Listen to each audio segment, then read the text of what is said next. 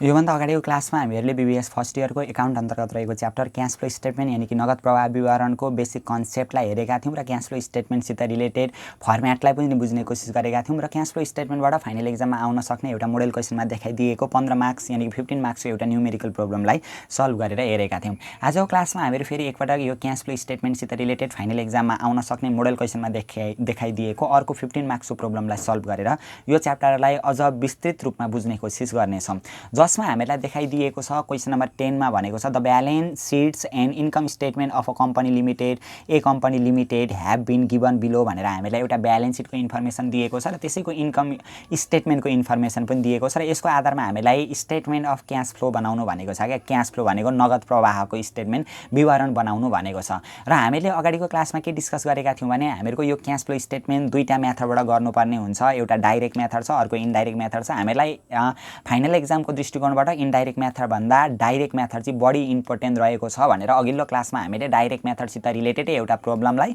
र डाइरेक्ट मेथडकै फर्म्याटलाई बुझ्ने कोसिस गरेका थियौँ। यदि डाइरेक्ट हो कि इन्डाइरेक्ट हो केही भनेको छैन भने हामीले कसरी छुट्याउने त भनेदेखि यदि हामीलाई क्वेसनमा सेल्स नदिएर हैन नेट प्रॉफिट अथवा पीएल एकाउन्ट दिएको छ भने नेट प्रॉफिट मात्रै दिएको छ भने चाहिँ त्यो चाहिँ हामीले इन्डाइरेक्ट मेथडबाट गर्नुपर्ने हुन्छ।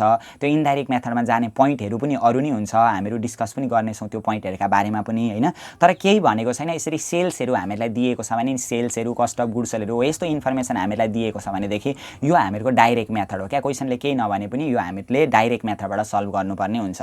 डाइरेक्ट मेथडको क्याश फ्लो स्टेटमेन्टमा जम्मा 3वटा एक्टिभिटिज हुन्छ, एउटा अपरेटिङ एक्टिभिटिज, एउटा इन्भेस्टिङ एक्टिभिटिज र अर्को फाइनान्सिङ एक्टिभिटिज हुन्छ भनेर हामीले अघिल्लो क्लासमा डिस्कस गरेका थियौँ। फर्स्टमा हामीहरू जान्छौँ यो क्वेसनमा क्याश फ्लो फ्रम अपरेटिङ एक्टिभिटिजमा जान्छौँ। Cash flow from operating activities, operating भनेको अपरेट गरेको क्या, सञ्चालनसँग सम्बन्धित क्रियाकलापहरू के हुन् त भनेर हामीहरू यहाँनिर लेख्छौँ क्या। सञ्चालनमा खरिद बिक्री हुन्छ, विभिन्न प्रकारका खर्चहरू हुन्छन् हैन, त्यहीसित रिलेटेड हो। यहाँनिर पोइन्ट हामीले छुट्याउनु पर्यो। फर्स्टमा हामीहरू के रहेछ cash flow from operating activities रहेछ। क्याश फ्लो फ्रम अपरेटिङ एक्टिभिटिजको सबैभन्दा सुरु पोइन्ट के रहेछ, ए नम्बरमा cash sales and collection from debtor रहेछ।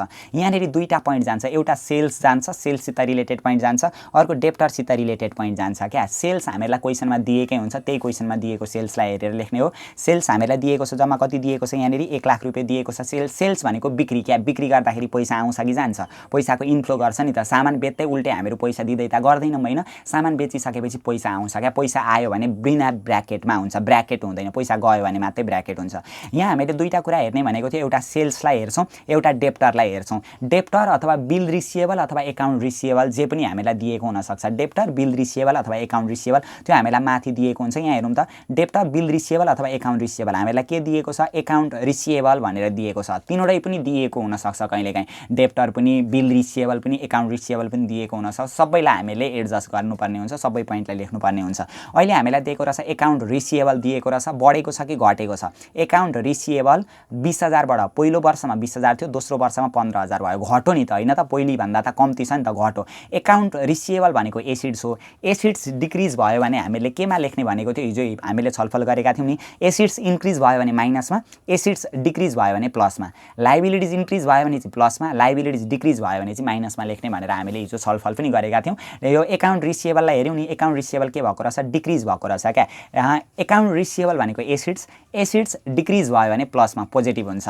यहाँभन्दा पछाडि हामीले हिजो के छलफल गरेका थियौँ, सेल्स जान्छ, बिल रिसिएबल एकाउन्ट रिसिएबल डेप्टरहरूको कुरा जान्छ। र यदि हामीले सामान बेचेका छौँ भने, सेल्स गरेका छौँ भने कहिलेकाहीँ डिस्काउन्ट दिनुपर्छ क्या, र डिस्काउन्ट एलाउड क्या, डिस्काउन्ट दिएको कुरा यहाँनिर जान्छ। अहिले तर यो क्वेसनमा डिस्काउन्ट एलाउड दिएको छैन। डिस्काउन्ट एलाउड हामीलाई इन्कम स्टेटमेन्टमा दिएको हुन्छ डिस्काउन्ट एलाउड भनेर, डिस्काउन्ट एलाउड दिएको रहेन रहेछ।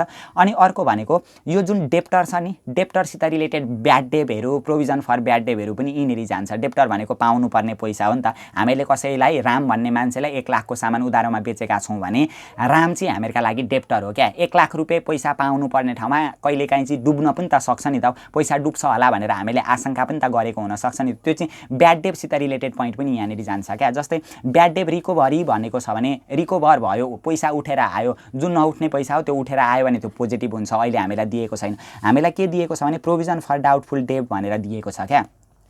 प्रोभिजन फर डाउटफुल डेब्टलाई हामीले लाइबिलिटिज मानेर रेकर्ड राख्नुपर्ने हुन्छ। प्रोभिजन फर डाउटफुल डेब्ट भनेर 4000 र 3000 दिएको छ हैन, के भएको छ घटेको छ नि त हैन, 4000 बाट घटेर 3000 भएको छ, कति हजारले घटेको रहेछ 1000 ले घटेको रहेछ हैन। त्यही भएर decrease in provision for bad डेब्ट, प्रोभिजन फर ब्याड डेब्टलाई लाइबिलिटिज मान्ने, लाइबिलिटिज डिक्रिज भएको रहेछ, लाइबिलिटिज डिक्रिज भयो भने केमा हुन्छ माइनसमा हुन्छ। त्यही भएर 1000 ले घट्यो, 1000 ले हामीले केमा लेख्छौँ माइनसमा लेख्छौँ। गर्दाखेरि 1 लाख मा 5000 जोड्दा 1,05,000 मा 1000 घटाउँदा 1,04,000 आउँदो रहेछ। फर्स्ट पोइन्ट भयो हामीहरुको। Cash flow from operating activities को cash sales and collection from debtor जान्छ, यसमा जाने पोइन्ट यो भइहाल्यो। अब दोस्रो नम्बरमा हामीहरुको के जान्छ cash purchase and payment to supplier जान्छ।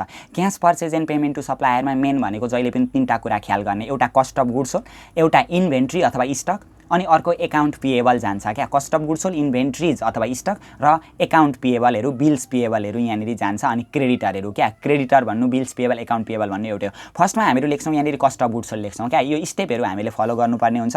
यहाँनिर हेरौँ त कस्ट अफ गुड्स सोल्ड भनेको छ नि, कस्ट अफ गुड्स सोल्ड हामीलाई डाइरेक्ट दियो भने त त्यही लेख्ने हो, डाइरेक्ट दिएन भने नि यो कस्ट अफ गुड्स सोल्ड भनेको ओपनिङ स्टकमा plus purchase minus ending inventory भनेको क्लोजिङ इन्भेन्ट्री क्लोजिङ स्टक घटायो भने जहिले पनि कस्ट अफ गुड्स सोल्ड आउँछ क्या। ओपनिङ स्टकमा पर्चेज जोड्नु पर्यो हैन, ओपनिङ स्टकमा पर्चेज जोड्नु पर्यो र क्लोजिङ स्टक घटाउँदा कस्ट अफ गुड्स सोल्ड आउँछ क्या।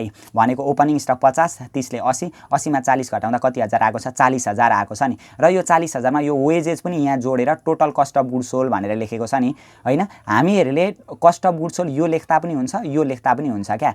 यो वेजेज हामीले यिनहरु जोडेर जम्मा कस्ट अफ गुड्स सोल्ड 52000 लेख्यौं भने भरे तलतिर अर्को स्टेप पनि हामीहरुको आउँछ नि, payment to employee and other operating एक्सपेन्सेसमा वेजेज लेख्न पाइदैन हैन, माथि नि कस्ट अफ गुड्स सोल्डमा समावेश गर्यौं भने। यदि यो वेजेज समावेश नगरिकन हामीले यो वेजेज समावेश गर्नुभन्दा अगाडिको कस्ट अफ गुड्स सोल्ड मात्रै लेख्यौं भने भरे फेरि हामीले वेजेजलाई लेख्नुपर्ने हुन्छ। मैले एकैचोटी लेखिदिएँ ल, यो अहिले हिजोको क्लासको क्वेशनमा मैले छुट्टा-छुट्टै लेखिदिएको थियो। पहिले यो कस्ट अफ गुड्स सोल्ड लेखेर भरे वेजेजलाई फेरि इन्ट्री गरिदिएको थिएँ। अहिले चाहिँ म यो कस्ट अफ गुड्स सोल्ड भित्रै यो वेजेजलाई समावेश गरेर यानी कि total cost of goods sold 52000 एकैचोटी लेखिदिन्छु। यहाँनिर आयो हामीहरुको हेरौँ त कस्ट अफ गुड्स सोल्ड भनेर 52000 आयो। कस्ट अफ गुड्स सोल्ड भनेको जुन हामीले सामान बेचेको हो नि त्यो बेचेको सामानको लागत हो क्या। खर्च भयो भने पैसा के हुन्छ जान्छ, माइनसमा हुन्छ। यहाँनिर तीनवटा पोइन्ट ख्याल गर्ने मेन भनेको थियो मैले। तीनवटा पोइन्टमा cost of goods sold, inventory, creditor अथवा एकाउन्ट पेएबल बिल्स पेएबल भनेर भनेको हुन सक्छ।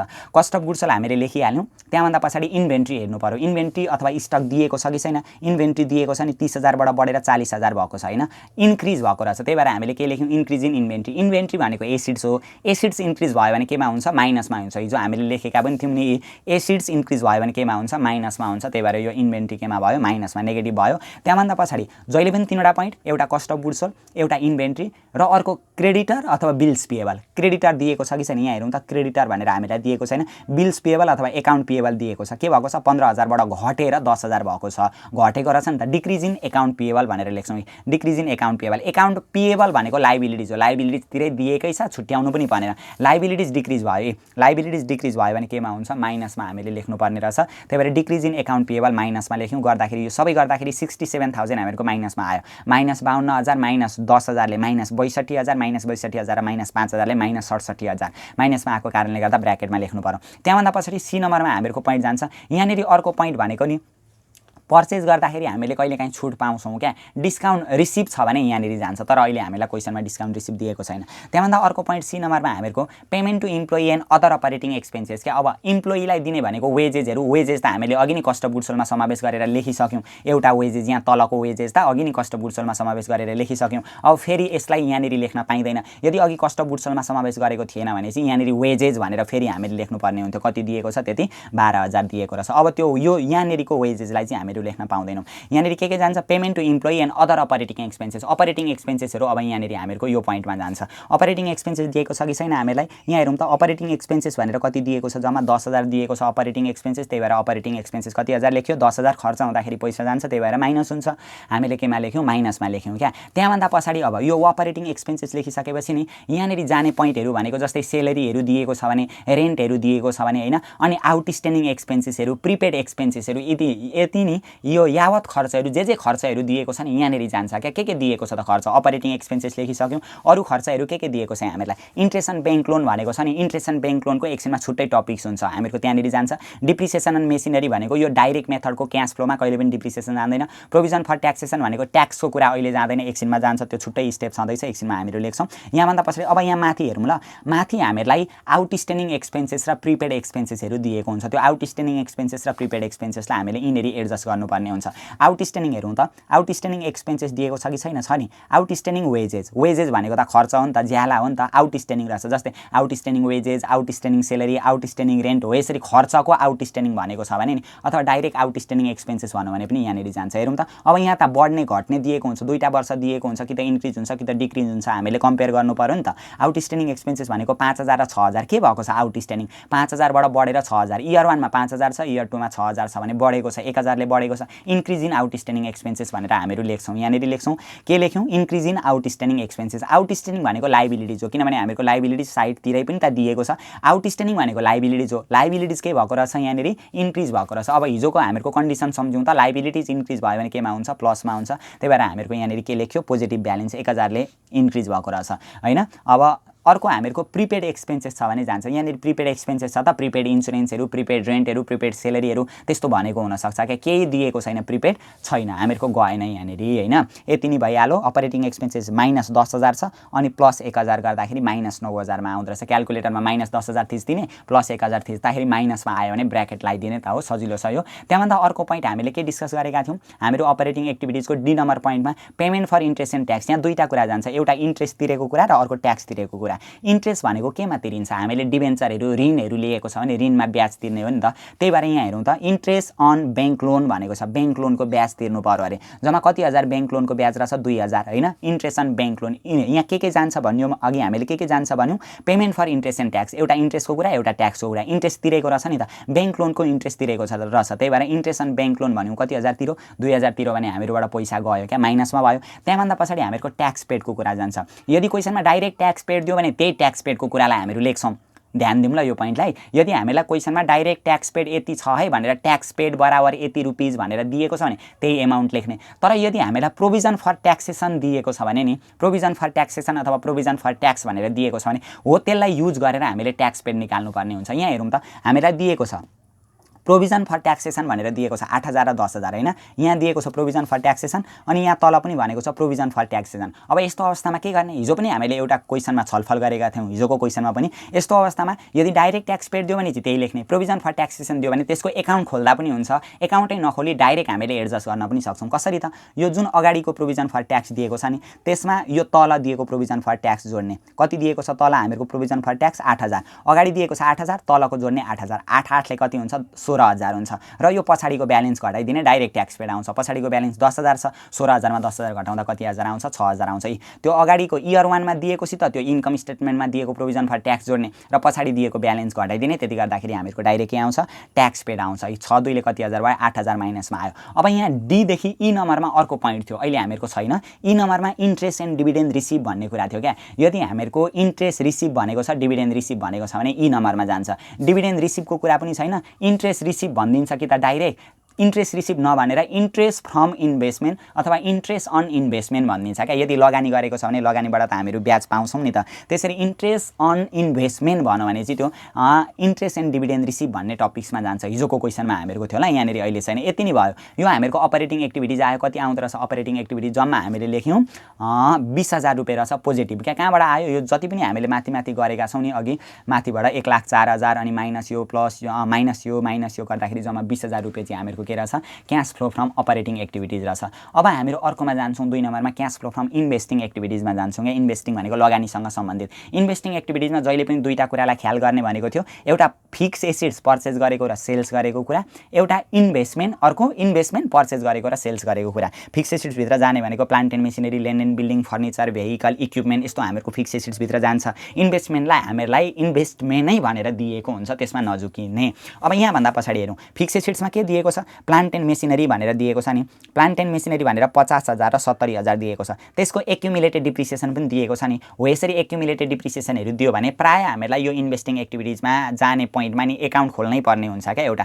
प्लान्ट एन्ड मेसिनरी दिएको छ, यसको एक्युमुलेटेड डिप्रिसिएसन पनि दिएको छ, अनि यहाँनिर तल आएर हामीलाई भनेको छ डिप्रिसिएसन अन मेसिनरी पनि भनेको छ, त्यही प्लान्ट एन्ड मेसिनरीको डिप्रिसिएसन पनि भनेको छ, अनि loss on sales of machine भनेको मेसिनको नोक्सानहरू पनि दिएको छ। यो यावत कुरा दियो भने हामीले एकाउन्ट खोल्नुपर्छ। अब एकाउन्ट खोल्ने तरिका आज अझै विस्तृत रूपमा बुझौँ, अझ बढी क्लियर हौँ। यही तरिकाबाट गर्दाखेरि हामीलाई सजिलो पनि हुन्छ। जस्तै हामीलाई प्लान्ट एन्ड मेसिनरीको 4-5 वटा कुरा दिएको छ नि, यहाँ मध्येबाट हामीले कतिको प्लान्ट एन्ड मेसिनरी पर्चेज गरेका छौँ, कतिको प्लान्ट एन्ड मेसिनरी सेल्स गरेका छौँ हामीले निकाल्नुपर्ने हुन्छ क्या। जुन प्लान्ट एन्ड मेसिनरी दिएको छ नि अगाडि 50,000, यो अगाडि दिएको ब्यालेन्स जहिले पनि ब्यालेन्स बिडी हुन्छ क्या, ओपनिङ ब्यालेन्स भएर डेबिटतिर आउँछ है। ब्यालेन्स बिडी भएर हामीले लेख्यौँ नि कति हजार लेखेछौँ, 50,000 दिएको छ। र यो जुन अगाडि दिएको ब्यालेन्स छ नि अगाडिकोमा अगाडिकै एक्युमुलेटेड डिप्रिसिएसन घटाउनुपर्छ। कहिलेकाहीँ यो एक्युमुलेटेड डिप्रिसिएसन लाइबिलिटी साइडमा दिएको हुन्छ है। लाइबिलिटी साइडमा दियो भने पनि त्यही हो। जस्तै यो अगाडि दिएको प्लान्ट एन्ड मेसिनरीको भ्यालुमा अगाडिकै वर्षमा दिएको एक्युमुलेटेड डिप्रिसिएसन यतापट्टि दिएको छ भने त्यो अगाडि दिएकै घटाउनु पर्यो, पछाडि दिएकोमा पछाडि दिएकै घटाउनु पर्यो। अगाडि दिएको हामीहरूको plant and machinery balance BD भयो, त्यसको एक्युमुलेटेड डिप्रिसिएसन 10,000 छ, त्यो हामीले लेस गर्यौँ,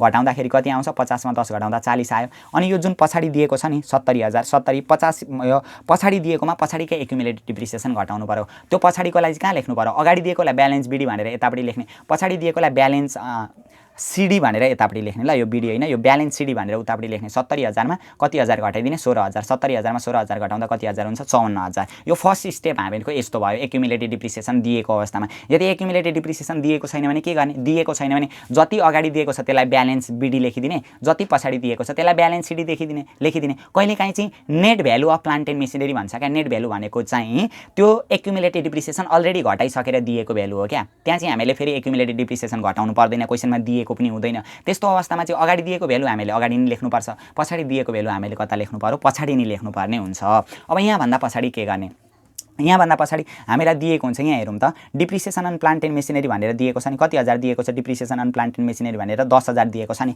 हो यो इन्कम स्टेटमेन्टमा दिएको डिप्रिसिएसनलाई यहाँ माथि लेखिदिने, depreciation on plant and machinery 10,000 आइहाल्यो। त्यहाँभन्दा पछाडि के गर्ने, अब यहाँ जुन किन बेचको कुरा हुन्छ नि, यहाँ हेरौँ त, कस्ट गरेको रहेछ 10,000, एक्युमुलेटेड डिप्रिसिएसन यति रहेछ भनेर भनेको छ नि। Loss on sales of machine भनेको रहेछ नि, लस भएको रहेछ। कतिखेर लस हुन्छ, जब बेच्छ तब लस हुन्छ नि त। बेचेको रहेछ भने नि सेल्स निकाल्नु पर्ने हुन्छ क्या। सेल्स निकाल्नका लागि हिजो पनि हामीले डिस्कस गरेका थियौँ, जहिले पनि सेल्स भ्यालु निकाल्नका लागि बुक सेल्वेज भ्यालुमा नाफा छ भने जोड्ने, नोक्सान छ भने घटाउनु पर्छ क्या। हिजोको क्वेसनमा हामीले नाफावाला गरेका थियौँ होइन। यहाँनिर जहिले पनि एउटा सेल्स भ्यालु निकाल्नु पर्यो। सेल्स भ्यालु निकाल्नका लागि के गर्नु पर्दो रहेछ, बुक सेल्वेज भ्यालुमा लस छ भने घटाउनु पर्दछ। अब यो बुक सेल्वेज भ्यालु कसरी निकाल्ने त, बुक सेल्वेज भ्यालु भनेको यहाँ जुन कस्ट दिएको हुन्छ नि, कि त डाइरेक्ट क्वेसनमा बुक सेल्वेज भ्यालु दिएको छ नि त्यही बुक सेल्वेज भ्यालु राख्नुपर्ने हुन्छ, त्यो बुक सेल्वेज भ्यालुमा लस घटाएर सेल्स निकाल्नु पर्ने हुन्छ। कहिलेकाहीँ नि 3 वटा कन्डिसन बुझौँला यसमा। डाइरेक्ट क्वेसनमा सेल्स दियो भने त्यो डाइरेक्ट सेल्स चाहिँ हामीहरू लेख्छौँ, केही निकाल्नु पर्दैन होइन।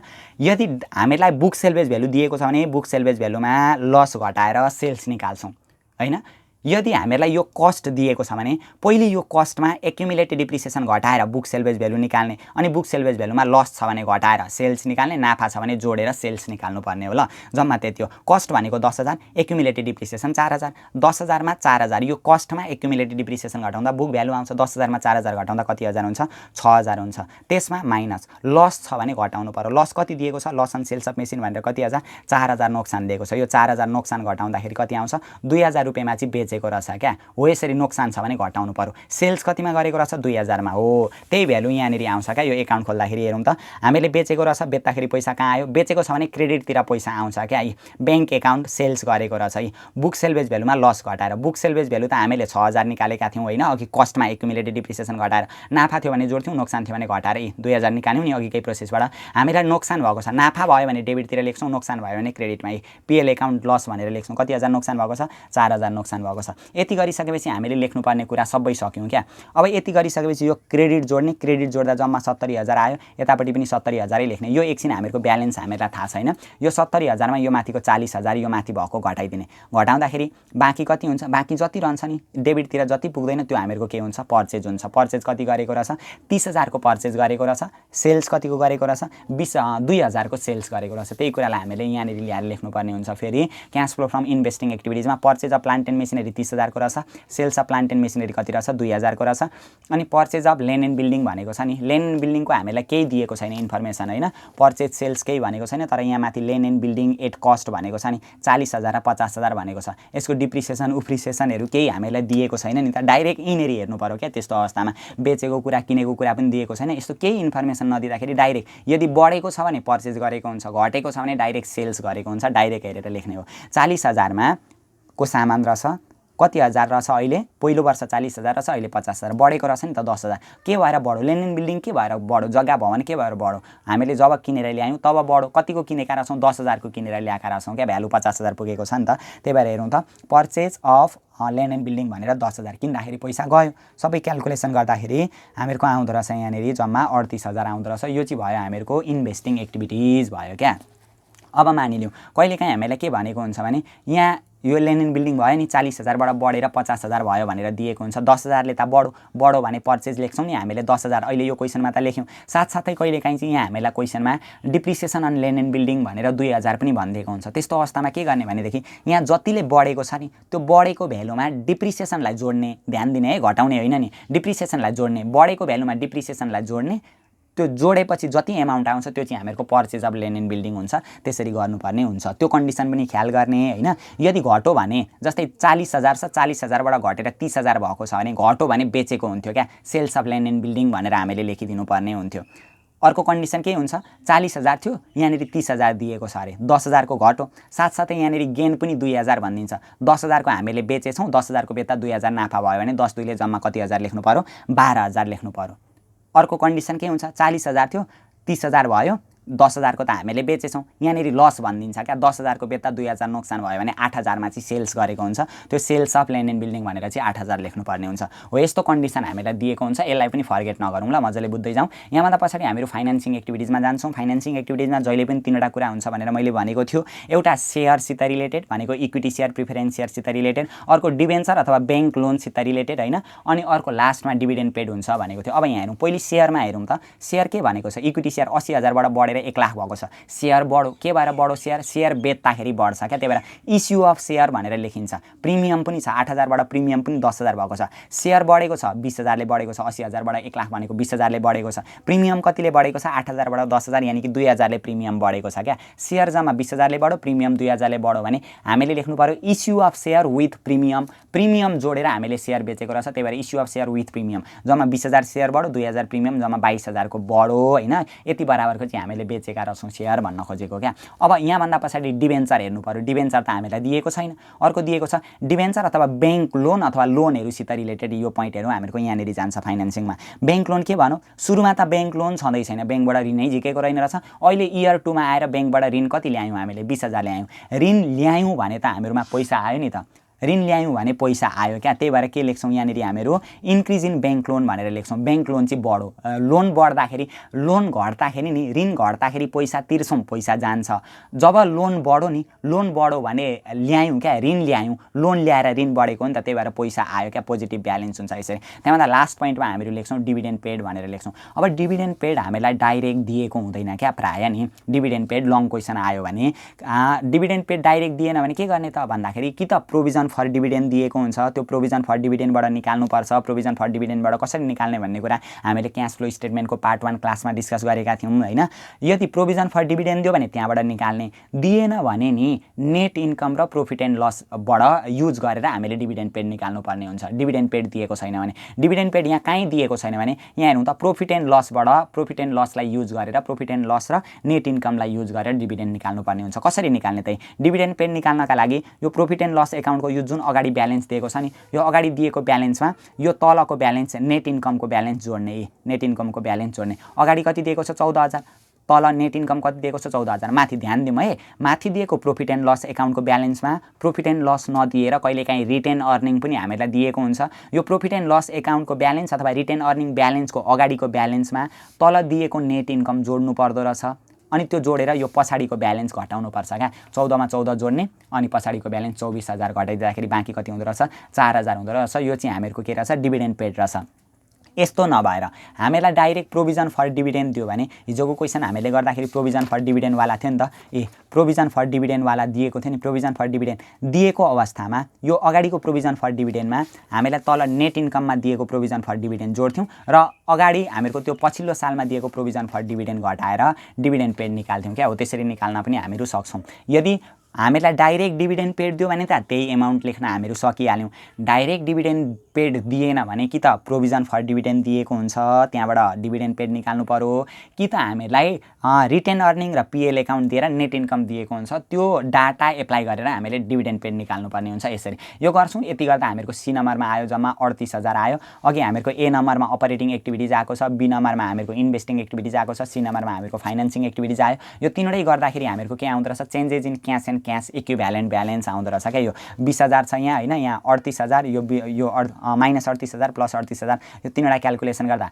प्लसमा आयो 20,000 यो 20,000 आइसकेपछि यहाँभन्दा पछाडि हामीले ओपनिङ क्यास ब्यालेन्स जोड्नुपर्ने हुन्छ क्या ओपनिङ क्यास ब्यालेन्स हामीलाई यहाँ दिएको छ नि क्यास एड ब्याङ्क भनेर ओपनिङ 4,000 जोड्नु पर्यो यो ओपनिङ जोड्दाखेरि पछाडिको क्लोजिङ क्यास ब्यालेन्स आउँछ ओपनिङ ब्यालेन्स हामीले जोड्यौँ ल्याएर changes in cash and cash equivalent आइसकेपछि ओपनिङ क्यास ब्यालेन्स जोड्यौँ 4,000 जोड्दाखेरि हामीहरूको क्लोजिङ क्यास ब्यालेन्स कति हजार आउँदो रहेछ 24,000 हामीहरूको क्लोजिङ क्यास ब्यालेन्स त्यसरी आएर त्यो क्लोजिङ क्यास ब्यालेन्स चाहिँ हामीहरूको पछाडिसित इक्वल हुन्छ यसरी हामीले यी पोइन्टहरूलाई क्यास फ्लो स्टेटमेन्टसित रिलेटेड पोइन्टहरूलाई सल्भ गर्न सक्छौँ क्या अब यो क्वेसन गरिसकेपछि नि यहाँभन्दा पछाडिका प्रोब्लमहरू पनि तपाईँहरूले ट्राई गर्न सक्नुहुन्छ 11 नम्बरको प्रोब्लम हामीहरूको यही 10 नम्बर जस्तै दिएको छ 12 नम्बरको प्रोब्लम पनि यही 10 नम्बर जस्तै 9-10 नम्बर जस्तै दिएको छ दुईटा हामीले गरिसक्यौँ होइन अनि 13 नम्बरको क्वेसन पनि हामीलाई त्यस्तै खालको दिएको रहेछ 12-13 नम्बरको क्वेसन हामीहरूको इन्डाइरेक्ट मेथडसित रिलेटेड हो किन इन्डाइरेक्ट मेथडसित रिलेटेड हो भने इन्डाइरेक्ट क्यास फ्लो हो क्या इन्डाइरेक्ट मेथडबाट हामीले क्यास फ्लो गर्नुपर्ने छ किनभने यहाँनिर हामीले सेल्सको इन्फर्मेसन दिएको छैन नि त 13 नम्बरको क्वेसन हामीलाई इन्डाइरेक्ट मेथड दिएको रहेछ इन्डाइरेक्ट मेथडको हामीले फर्मेटको डिस्कस अहिले गरेका छैनौँ होइन यो पनि हामीहरू गर्नेछौँ अर्को 14 नम्बरदेखि नि योभन्दा पछिल्लो क्लासमा हामीहरूको यो 14 नम्बरमा जुन छ नि 14 नम्बरहरूको एडजस्टेड ट्रायल ब्यालेन्सहरू बनाउने इन्कम स्टेटमेन्टहरू बनाउने क्यास फ्लो स्टेटमेन्टहरू ब्यालेन्स सिटहरू बनाउने सित रिलेटेड हामीहरूको पछिल्लो क्लास हुनेछ च्यानलमा रहिरहनका लागि च्यानललाई सब्स्क्राइब गर्नुहोस् र नजिकै रहेको बेल आइकनलाई पनि दबाउनुहोस् ताकि हामीहरूले अपलोड गर्ने पाठ्यक्रमसँग सम्बन्धित नयाँ भिडियोहरू तपाईँहरूले तुरुन्त प्राप्त गर्न सक्नुहोस्।